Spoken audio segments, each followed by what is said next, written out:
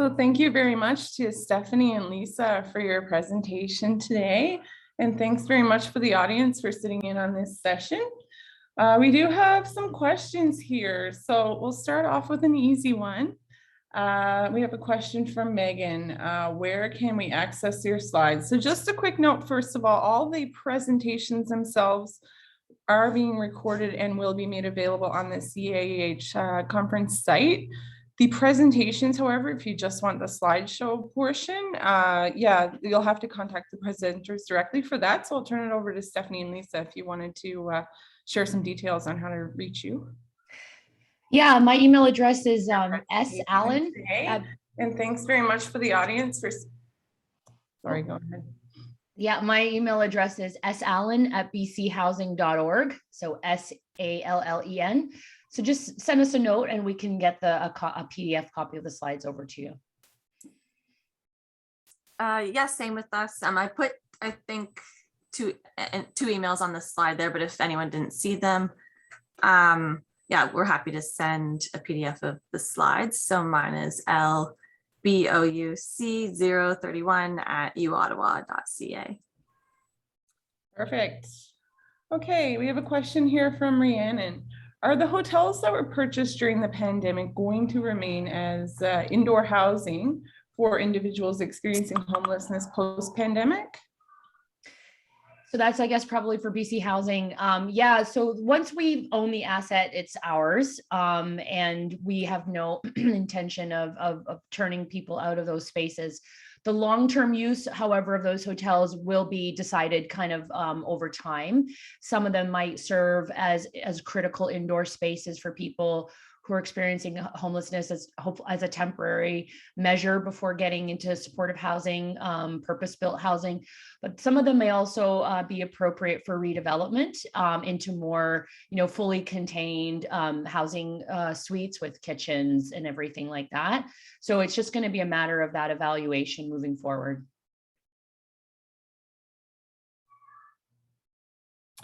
Okay, next question we have from Farah.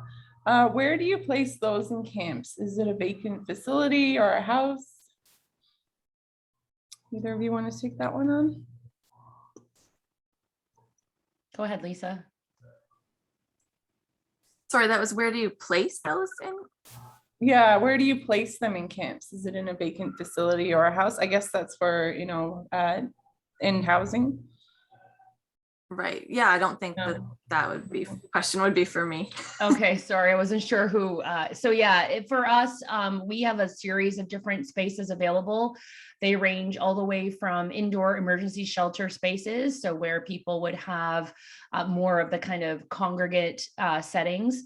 But of course, with COVID not as feasible for folks, we've had to kind of reduce the capacity at homeless shelters to prevent COVID. So we've also, as the previous question, we purchased hotels. We also had new projects coming online, supportive housing projects coming online, and where folks were suitable to go there.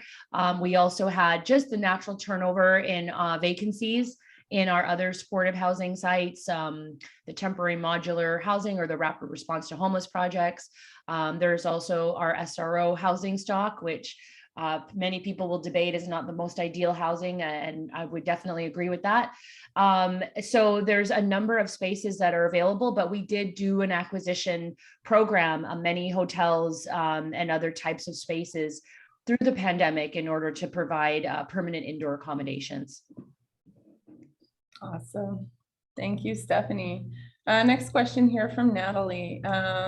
Do you have any suggestions for shelters to learn to change for them to have more than just one bin of items? This must have been referring to a specific part in your presentation. So. Yeah, I think there's challenges absolutely for the amount of belongings that people can take indoors with them because of the limits of the spaces in shelter. And so we have programs where people can store belongings, they can access those belongings But really the ideal setting is for people to have homes and have storage facilities in their homes. So many of our emergency measures have become permanent measures, such as temporary shelter. You know, how homelessness was thought of as a temporary event that people might experience once and never again. But what we can see is due to all kinds of systemic and structural failures that that's not the case. So we are addressing that through the development and creation of new supportive housing sites where then people's belongings, you know, there isn't a limit. And for people who are more, let's say adventurous in the amount of belongings that they keep and treasures that they find and keep and hold on to.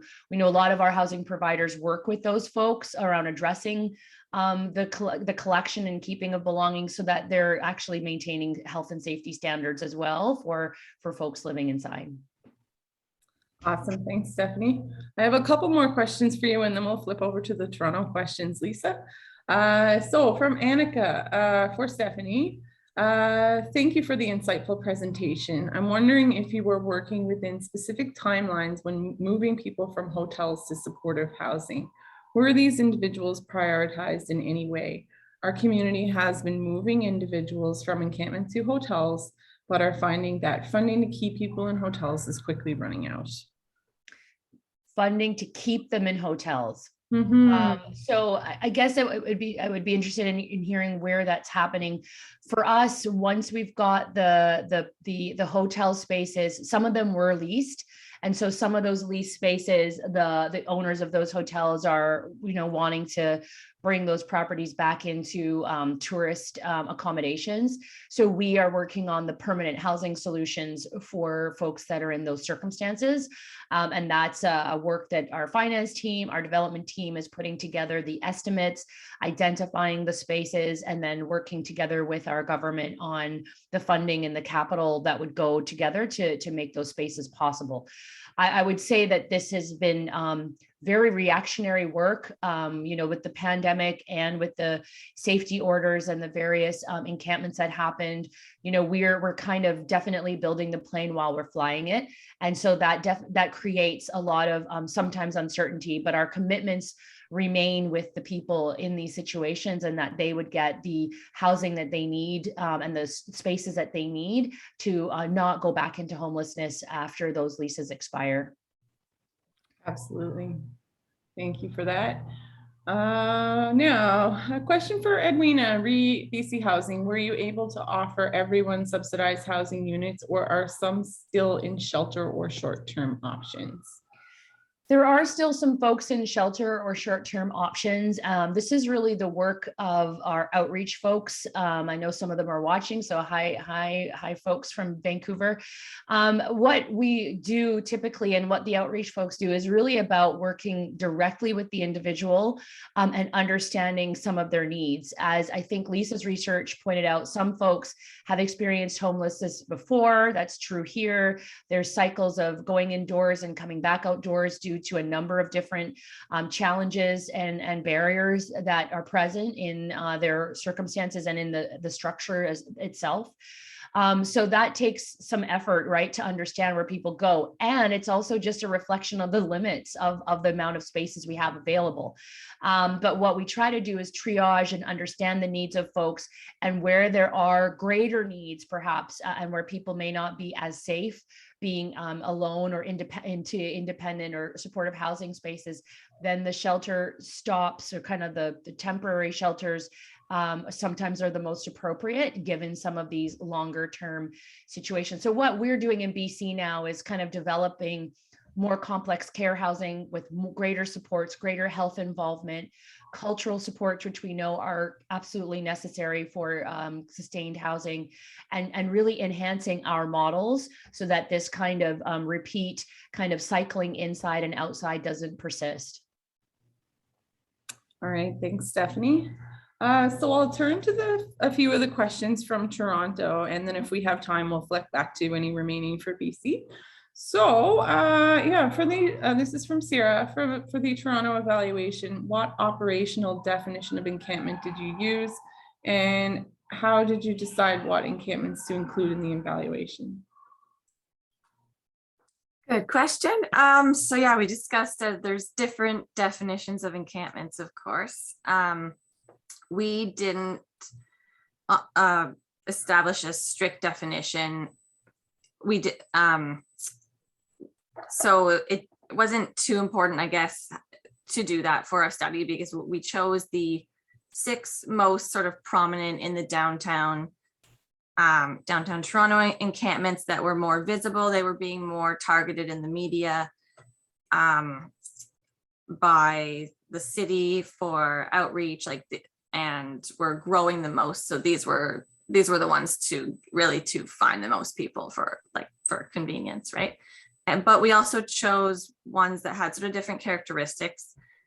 Some that were really close to, for instance, like a respite site. So it had specific like people who were in and outside sort of half time each. They occupied both spaces. So that was a little bit people who had some different needs there. And then another encampment chosen was one that was further, while still in the downtown. It was kind of more spread out and scattered along the waterfront. So, and those encampments didn't receive as much support or as much attention, though there were still a lot of people there as well. So and sort of some different characteristics among people at those different encampments, whether they want to be more left alone or whether they're looking for those supports. So those were the reasons for choosing those. Around the definition, I know that, so really,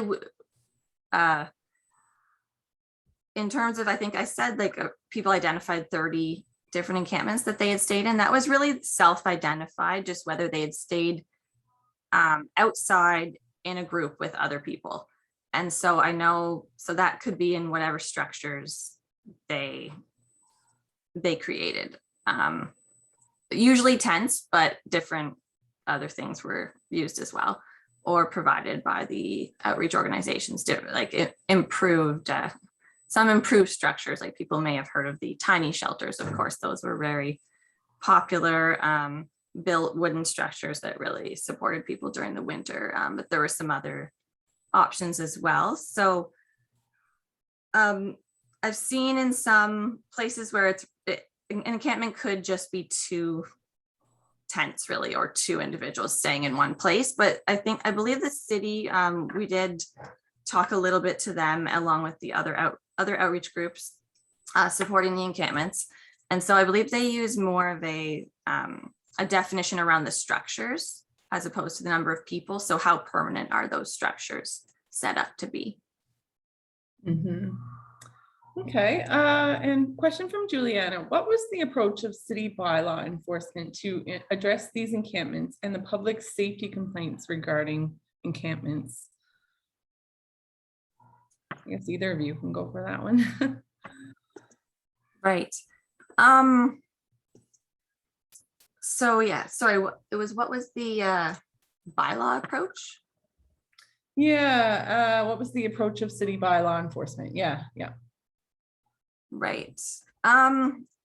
So I guess I can just speak to what encampment residents and the outreach workers, some of that data that I've looked at, their perceptions of that really is that there were a lot of city workers around. Like sometimes people weren't always able to differentiate who the city workers were. Sometimes it's outreach, sometimes it's other city officials, there's parks ambassadors. So it may not be always bylaw, but there's different people there often telling, sort of recording what people are doing to report back to the city. Obviously, people didn't like that, just being sort of surveilled all the time. And this was also an issue with the public. So that was part of the question as well. Yeah, just around people feeling like they were being watched and by some people in the public. And I don't want to give a negative perception of that, because there were so many neighbors and public that were really supporting people. but definitely in some places there was a lot of harassment as well from members of the public of people living in encampments. And like the residents would say that some city were also harassing them in those ways by, I think I mentioned like the threat of eviction. So that even though these were, our data was collected before the large evictions, there was still, of course, through the entire year, like constant threat of eviction. And while there were some times where evictions weren't happening, there was a lot of pressure, I guess, to move out. So absolutely. Yeah, we're getting tight on time here, so I'll just take one more question from Megan. We do have some unanswered questions, unfortunately, but that's just a sign that you folks were so engaged. Thank you for that. Yeah, Megan has a two-part question. Have you guys finished the report yet? And is there any thought or benefit of doing this research again in Toronto post-violent TPS encampment clearings? Right, yeah, so those are quick. I guess I think I sort of just spoke to the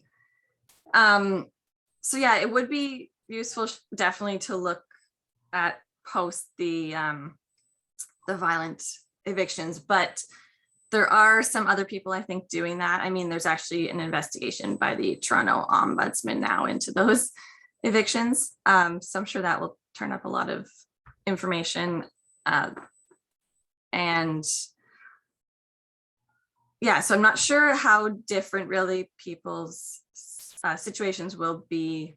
I mean, there's still 45 encampments out there now. So compared to before those. So yeah, we're not planning further research, data collection, but and I know there's another study doing in Toronto looking at further COVID related issues in the encampments, really around vaccine uptake and things like that. So I'm sure there's other ones, lots going on. But the other question was around the report. Yeah, so that's not we have a brief report coming out really soon, probably next week, but the longer report will be still a couple weeks at least, have more detail. Awesome, thanks. We're right at time here. So I'll just remind folks to complete the session evaluation, which is located right below the video player. You'll see the little tab called evaluation. Click on that and it will come up for you. And I'll invite the audience as well to the day one wrap up, which begins in about 15 minutes at 2:45 Eastern time. Now for Stephanie and Lisa, the thing won't kick us off. So if we do want to stay on and answer the remaining questions, we can, but I also don't want to cut into your break time. So did you want to stay for a couple of questions or? Sure, I'm happy to if folks would like that. All right, yeah, if any folks want to stay around that haven't had their questions answered, I'm certainly happy to take the next few minutes. If you do have to jump off, that's totally fine. So yeah, I'll just, hold on, this moderator business is not for the birds here. Okay, thanks for both presentations. This is a question from Bernie. My question is for Denise at BC Housing. You describe a very intensive process in one camp in BC. Would encampments residents say it was trauma informed and culturally safe? I'm in Victoria and on the ground here. You mentioned the public service safety order, requiring eviction by a specific date, spring 2020. In Victoria, this order made the whole process rushed and traumatizing without any attention to any of the Indigenous and trauma-informed processes you mentioned. There were so many calls for hygiene and sanitation, and in some cases, mutual aid was actively dismantled. The second time major moves happened, it was with the deadline to reinstitute no daytime camping. Can you please speak to why these principles were not applied to other camps, such as in Victoria? Also, how did you navigate relationships with public safety and municipal actors who were setting deadlines for eviction? A lot to unpack there, some very big issues. So we'll take a stab at that one. Hey. Yeah, I think the jurisdictional responses that you see the differences between Victoria and Vancouver was due to a few factors. Number one, we had different people engaged in the leadership in the two different areas, and that's across all of these different jurisdictional bodies. Vancouver has a park board. It's a different level of government than anywhere else in the country. They are elected commissioners that oversee the parks here in Vancouver. And so they have some say also in the ways that things are done and the decision-making around certain services and supports that are nuanced and create nuance. We also had a very long-standing relationship in Vancouver with camp leadership due to their, very, very justifiable complaints about our 2019 process. So we had already been engaging with the Indigenous leadership there to talk through their issues and to address them in our processes. So we had a different way of kind of building relationship over time. And because that was done at the leadership level, myself and some of my colleagues who had decision-making authority over certain things and were able to bring our partners along in some of our efforts, this also, I think, created some different nuances. We also included local First Nations to do welcome ceremonies and traditional territorial welcomes and acknowledgements so that we could ground our work actually in the recognition that we were on unceded lands and that the majority of the people, the overrepresentation of Indigenous people was part of the colonial results that we are dealing with. So we had different opportunities, but what we have done with that experience in Vancouver is to now start to enshrine that in how we work across the province. I think Victoria was also different because of the scattered nature of encampments there. There was different places where people were working, and then again, different jurisdictions having different responsibilities created, I think, also some of the nuances. But I think what people have demonstrated, at least our colleagues from Victoria, is that desire to move in this direction, to have these culturally informed and trauma, grounded practices. And that's going to take some learning because our systems are not built for that. Culturally informed practice is not what you see in longstanding institutions who have often operated from a very colonial lens. The same is true for trauma and understanding the role that trauma is playing in the lives of people who are homeless. So these are things that are, I think, emerging. We're finally bringing the research into practice. We're listening to the voices of people on the ground, and particularly those who are in the outreach jobs from our various partners who can share back with us, what's working and what's not working, and to really listen to those voices and change up what we were doing. So we're moving to institutionalize the kinds of practices we've been doing. And there's also in British Columbia an Indigenous now group that's formed to respond to homelessness. So we're going to see more leadership directly from Indigenous communities, First Nations, Métis and Inuit organizations and members. So I think we're moving in the right direction, but we're very new. We're in the early stages of seeing this become operationalized. Thanks, Stephanie. A couple more here. We have a question from Isabel for BC Housing as well. What are the eligibility criteria for supportive housing in BC? And did you provide help to those not meeting the admin criteria, thinking of taxes and valid ID? We don't have a lot of barriers to supportive housing in British Columbia. We even house people that were in Canada without a current immigration status. We recognize that homelessness, and this is true for women that are fleeing violence, who may not have, maybe their situations are keeping them trapped in violence because they don't have immigration status in Canada. So we don't have those kinds of barriers in British Columbia. It doesn't mean that we don't work with folks over time to try and get what they need, identification, signed up for social assistance. Our city partners are very good at making sure people are getting signed up for social assistance if they haven't yet, getting identification. I mean, we even saw that the health authority took a completely low barrier approach to vaccination so that people didn't have current health cards and current things. They didn't have to produce those in order to get COVID vaccination. So we're fortunate, I think, in our approaches that we don't kind of maintain those barriers. Okay, great. Let's see here. We have a question from Carlin for Lisa. In the Toronto study, they found that many people who were living in encampments returned to their encampments after shelter placements. In BC, are you seeing the same results after placing individuals in permanent housing and or PSH? So I guess that is a BC question after all. Yeah, we have very low rates of folks that are not finding the housing sustainable. I think our supportive housing research studies are in and around this kind of 85%, 88%.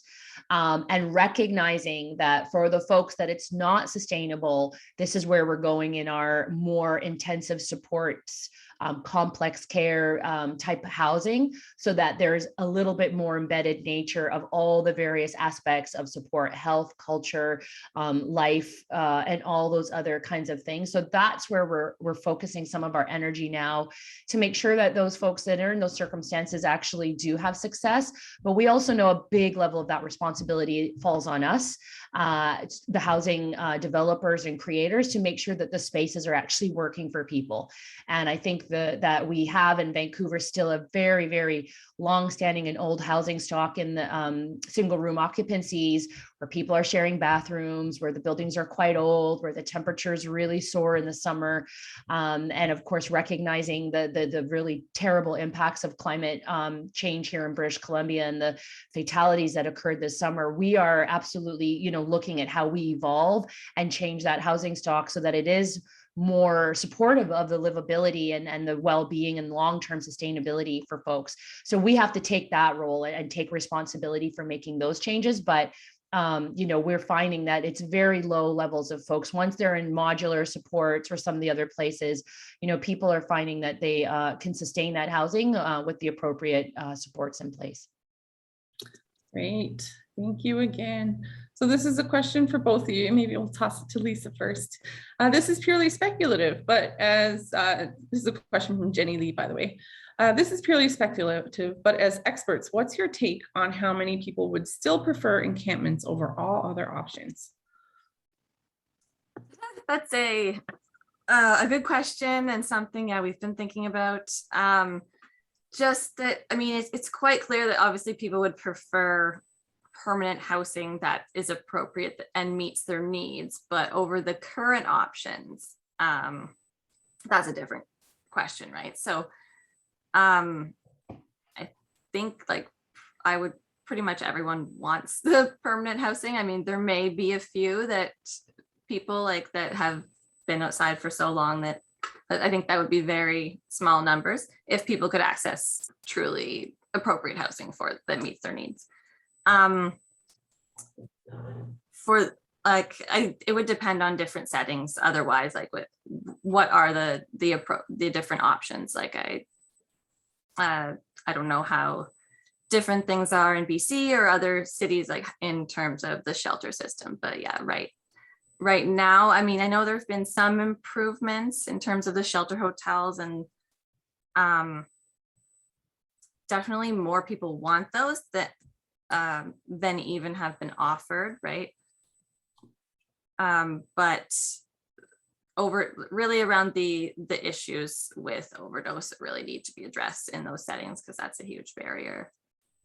Those are obviously the shelter hotels, I think, are much more acceptable than traditional shelters, and I don't think most people want to go back to the way it was before. And I know, Stephanie, you were talking about that, and I know Toronto's looking at purchasing shelter hotels to go forward. So there are ways that those can be improved for the future, I think. And I just to say that, yeah, I think those will be much more acceptable to people if they can continue to be improved based on people's input, right?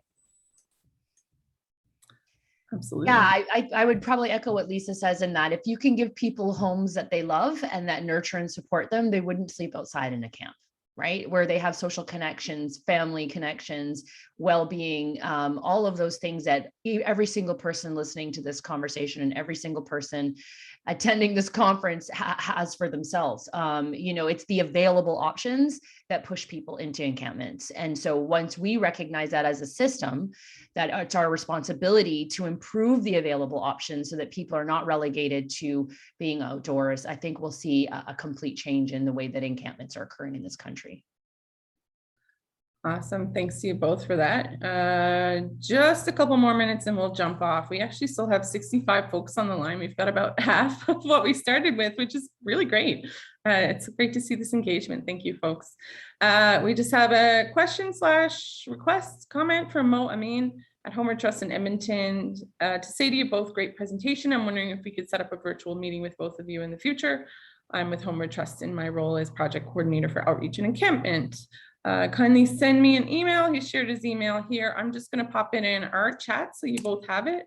So you can feel free to connect with him. And many thanks from Mo. Thank you, Mo. Let me see here. A couple questions here from Valerie. Stephanie, do you have a decampment process graphic with the various responsibilities of municipal and provincial staff and other key stakeholders' roles/actions that you can share? That should be a short one. I can ask. I don't know if we have it perfectly process mapped because we are learning as we go and evolving what we're doing, but we're building those kinds of tools. We're building the templates, we're building the things. So much of this work is successful because of those early planning conversations and meetings with people in encampments, with representatives of all of these different jurisdictions. So what we can do, and I really appreciate, Mo, your suggestion for almost a national conversation on encampments and how we can share best practices. But I think, you know, what we can do, I've got the slides ready for anybody who wants to kind of get them, but it might be nice if we start kind of building a little bit of a collaborative, I think, especially around encampments, so that, you know, the best practices that we're learning can be shared, because I think we want to see this work done with compassion and care without traumatizing people, without the need for heavy enforcement that we've seen over the last little while, and really that recognizes that people experiencing homelessness are not somehow unworthy of all the things that all of us enjoy. So I think that would be a really great idea. Awesome, thanks. I'm gonna ask one super quick question because it is quick. It's a follow-up question from Megan. For Lisa, how can we access the report when it's complete? We all love reports. Yeah, so those will be posted. I guess it's not showing up anymore. The website that I put up, maphealth.ca/Marco. So that would be where they will be shared. I mean, we will also be publicizing them wherever possible. Or you can email me, as mentioned. Yeah, awesome. All right, well, we're right at time here. So if you refresh your browser, your browser, you will see the latest link to jump into the keynote, into the end of day session, the wrap-up session. So thank you very much for your time, to Stephanie and Lisa. Thanks you all for attending. Have a great day. Thanks, Jennifer, for hosting us, and thanks everybody for listening. Thanks, Take everyone. care. Bye-bye.